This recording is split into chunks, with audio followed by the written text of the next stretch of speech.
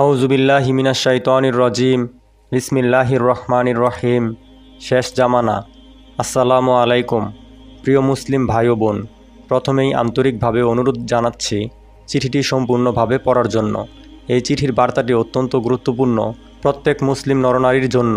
এই চিঠিতে উল্লেখ্য বিষয়সমূহ হচ্ছে শিরক ও শিরকের রূপ ধ্বংস করা, আল্লাহর দিন প্রতিষ্ঠা করে মুসলিমদের হারানো সোনালী ইতিহাস ফিরিয়ে আনা এবং মোহাম্মদ কাসিম ও তার স্বপ্নের সত্যতা সম্পর্কে অবগত হওয়া। প্রথমেই মোহাম্মদ কাসিম সম্পর্কে ধারণা নেওয়া যাক, তারপর উল্লিখিত বিষয়গুলো সংক্ষিপ্তভাবে আলোচনা করা হবে। মোহাম্মদ কাসিমের পরিচয়। মোহাম্মদ কাসিম বিন আব্দুল কারিম হচ্ছে তার সম্পূর্ণ নাম। তার জন্ম 1976 সালে পাকিস্তানের লাহোরে সৈয়দ কুরাইশ বংশের একটি সাধারণ পরিবারে। ইতিমধ্যে হয়তোবা অনেকেই তার সম্পর্কে জেনেছেন সোশ্যাল মিডিয়ার মাধ্যমে। এর মধ্যে হতে অনেকেরই পজিটিভ এবং নেগেটিভ দুটো ধারণাই রয়েছে। যাদের নেগেটিভ ধারণা রয়েছে তার মূল কারণ হচ্ছে মোহাম্মদ কাসিম নিজেকে ইমাম মাহদী দাবি করেছেন, যা মোটেই সত্য নয়। এমনকি কেউ কোনো প্রমাণও দেখাতে পারবে না। কিন্তু মোহাম্মদ কাসিম এর দাবি হচ্ছে আল্লাহ এবং শেষ নবী হজরত মুহাম্মদ সাল্লাল্লাহু আলাইহি ওয়াসাল্লাম প্রায়ই তার স্বপ্নে আসেন এবং কিয়ামতের আগে সংঘটিত ঘটনাগুলি তাকে স্বপ্নে দেখান এবং শিরক ও শিরকের রূপগুলি সম্পর্কে সতর্ক করেন। এখন মোহাম্মদ কাসিমের স্বপ্নের সত্যতা কতটুকু তাহলে জেনে নেওয়া যাক। মোহাম্মদ কাসিমের স্বপ্নের সত্যতা। স্বপ্ন সম্পর্কে কোরআন ও হাদিসে অনেক ঘটনা ও দিক নির্দেশনা রয়েছে। আবু হুরায়রা রাদিয়াল্লাহু তাআলা আনহু থেকে বর্ণিত, তিনি বলেন, আমি রাসূল সাল্লাল্লাহু আলাইহি ওয়াসাল্লামকে বলতে শুনেছি, মুবাশশিরাত, সুসংবাদবাহী বিষয়াদি ছাড়া নবুয়তের আর কিছু অবশিষ্ট নেই। সাহাবাগণ জিজ্ঞাসা করলেন, সুসংবাদবাহী বিষয়াদি কি? তিনি বললেন, ভালো স্বপ্ন। সহিহ বুখারী, ইসলামিক ফাউন্ডেশন, 6519। আবু হুরায়রা রাদিয়াল্লাহু তাআলা আনহু থেকে বর্ণিত, তিনি বলেন, রাসূলুল্লাহ সাল্লাল্লাহু আলাইহি ওয়াসাল্লাম বলেছেন, যখন কিয়ামতের সময় সন্নিকটে হবে তখন মুমিনের স্বপ্ন খুব কম মিথ্যা হবে। যে ব্যক্তি অধিক সত্যবাদী তার স্বপ্নও অধিক সত্য হবে। মুসলিমের স্বপ্ন হলো নবুয়তের 46 ভাগের 1 ভাগ। সুনান আত-তিরমিজি, ইসলামিক ফাউন্ডেশন, 2273। মোহাম্মদ কাসিমকে যখন জিজ্ঞেস করা হলো, আপনি স্বপ্ন নিয়ে মিথ্যা কথা বলছেন, এর জবাবে মোহাম্মদ কাসিম বললেন, যে ব্যক্তি আল্লাহ ও তার রাসূল সাল্লাল্লাহু আলাইহি ওয়াসাল্লামের নাম ব্যবহার করে মানুষকে বিভ্রান্ত করে সে চিরকাল জাহান্নামে থাকবে। মিথ্যাবাদীদের উপর আল্লাহর লানত বর্ষিত হোক। লানাতুল্লাহি আলাল কাযিবিন। মোহাম্মদ কাসিম আরও বলেন, আমি যদি মিথ্যাবাদী হয়ে থাকি তাহলে আমি যা বলছি তা কখনো ঘটবে না, আর যদি ঘটে যায় তাহলে আমি মিথ্যা বলছি না। সুতরাং আপনারা কয়েকটা দিন অপেক্ষা করুন। আশ্চর্যের বিষয় হচ্ছে যে অলরেডি তার অনেকগুলো স্বপ্ন বাস্তবায়ন হয়েছে। সুতরাং মোহাম্মদ কাসিম মিথ্যা বলছেন না। মোহাম্মদ কাসিম আরও বলেন, আমার বয়স যখন 17 বছর তখন থেকে প্রতিনিয়ত আমি আল্লাহ ও শেষ নবী হজরত মুহাম্মদ সাল্লাল্লাহু আলাইহি ওয়াসাল্লামকে স্বপ্নে দেখি, কিন্তু আমি কখনো কারো কাছে শেয়ার করিনি, কারণ আমি মনে করতাম আমি একজন অতি সাধারণ মুসলিম, তেমন ইসলামিক জ্ঞান ও চর্চা করি না। কাজেই আমার মতো সবার স্বপ্নেই আল্লাহ ও নবী সাল্লাল্লাহু আলাইহি ওয়াসাল্লাম আসেন। কিন্তু হঠাৎ একদিন 2014 সালে আল্লাহ ও মুহাম্মদ সাল্লাল্লাহু আলাইহি ওয়াসাল্লাম স্বপ্নে আমাকে আদেশ করলেন, কাসিম, স্বপ্নে তোমাকে যা যা দেখানো হয়েছে তা মানুষের কাছে শেয়ার করো। এরপর 2015 সালে আমি সকলের সাথে স্বপ্ন শেয়ার করা শুরু করি। জেনে রাখা ভালো যে 2015 সালে মোহাম্মদ কাসিমের বয়স হয় 40 বছর। মোহাম্মদ কাসিমের স্বপ্নে শিরক সম্পর্কে আল্লাহর বার্তা। আল্লাহ সুবহানাহু ওয়া তাআলা বলেন, কাসিম, বর্তমান পৃথিবীতে মানুষ যে পরিমাণ শিরক করে ইতিপূর্বে কোনো জাতি এত শিরক করেনি। আল্লাহ সুবহানাহু ওয়া তাআলা কোরআনুল কারিমে বলেছেন, আর অবশ্যই তোমার প্রতি এবং তোমার পূর্ববর্তীদের প্রতি এই মর্মে ওহী পাঠানো হয়েছিল যে যদি তুমি শিরক করো তবে তোমার সমস্ত আমলই নষ্ট হয়ে যাবে এবং তুমি হবে ক্ষতিগ্রস্তদের অন্তর্ভুক্ত। সূরা জুমার আয়াত 65। সুতরাং একটু সূক্ষ্মভাবে চিন্তা করে বোঝা যায়, যেহেতু আল্লাহ মোহাম্মদ কাসিমকে স্বপ্নে জানিয়ে দিয়েছেন পৃথিবীটা শিরকে ভরপুর এবং সূরা জুমারে বলেছেন শিরককারীর সমস্ত আমলই নষ্ট হয়ে যায়, তাহলে আমাদের ইবাদত কতটুকু গ্রহণযোগ্য হচ্ছে তা নিয়ে আমাদের যথেষ্ট চিন্তার প্রয়োজন আছে। বর্তমান যুগ অতি আধুনিক যুগ।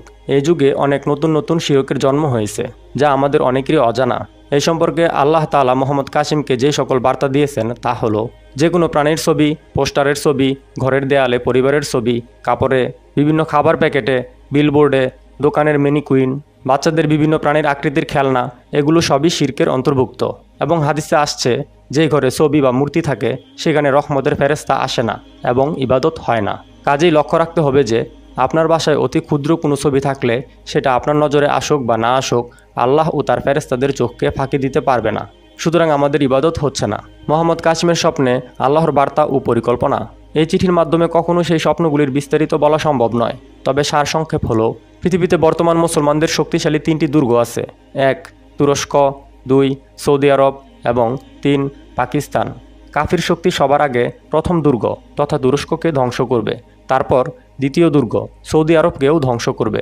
সর্বশেষ যখন পাকিস্তানকে ধ্বংস করতে আসবে তখন আল্লাহ পাকিস্তানকে সাহায্য করবেন, কারণ তারা মোহাম্মদ কাসিমের স্বপ্ন বিশ্বাস করে পাকিস্তানকে শিরক মুক্ত করবে। এভাবে সবার আগে পাকিস্তানে ইসলামী খিলাফত প্রতিষ্ঠিত হবে এবং পরে তা সমগ্র পৃথিবীতে ছড়িয়ে যাবে। তার স্বপ্নের কিছু পয়েন্ট। আমাদের শেষ নবী হজরত মোহাম্মদ সাল্লাল্লাহু আলাইহি ওয়াসাল্লামের বর্ণনা। পাকিস্তান যেভাবে শিরক মুক্ত হবে, 3000 কালো যুদ্ধ বিমান দ্বারা আল্লাহ পাকিস্তানকে সাহায্য করবেন।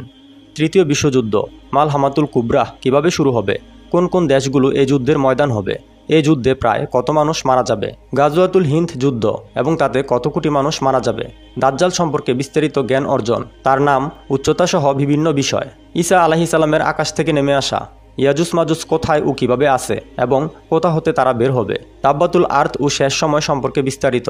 যেহেতু সকল স্বপ্নগুলোর বিস্তারিত বলা এখানে সম্ভব নয়, তাই এই সম্পর্কে আরও জানতে আমাদের ওয়েবসাইটে গিয়ে রহমানি স্বপ্ন বইটি ডাউনলোড করে পড়ুন এবং সকলের সাথে প্রচার করুন। mohammedkasimBangla.com। যদি মোহাম্মদ কাসিমের এই স্বপ্নগুলো মিথ্যা বা বানানো বা শয়তানের পক্ষ থেকে হতো তাহলে তা কখনোই বাস্তবায়ন হতো না। যেহেতু তার এই স্বপ্নগুলো 100% সত্য হওয়া শুরু হয়েছে, তাই তার এই স্বপ্নগুলো অবশ্যই আল্লাহর পক্ষ থেকেই এসেছে।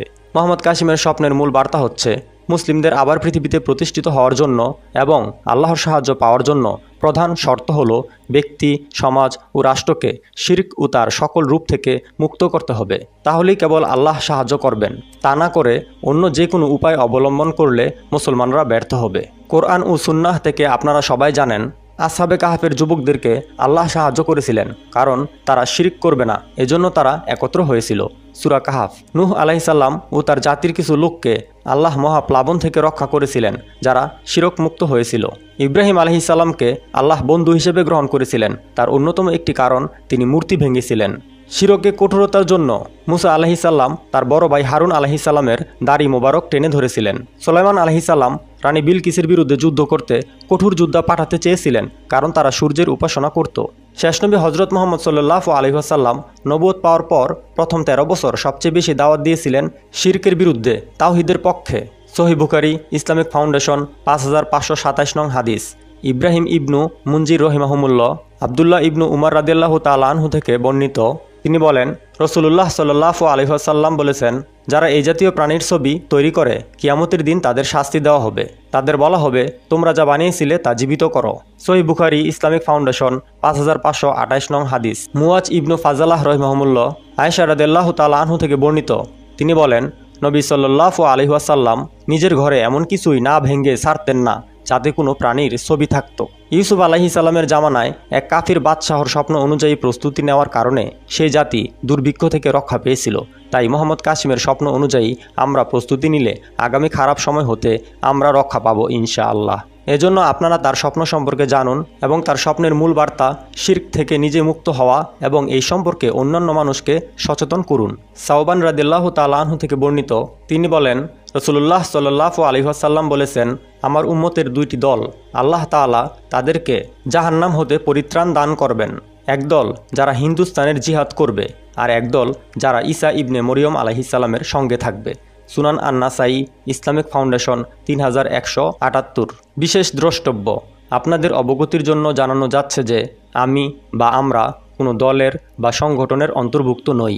কোরআন ও হাদিসের নির্দেশ এবং মোহাম্মদ কাসিমের স্বপ্নের উপর বিশ্বাস স্থাপন করে আপনাদের কাছে বার্তাটি পৌঁছে দিচ্ছি। সেই সাথে আপনাদেরকে অনুরোধ জানাচ্ছি বার্তাটি সবার সাথে শেয়ার করার জন্য। জাযাকাল্লাহু খায়রান।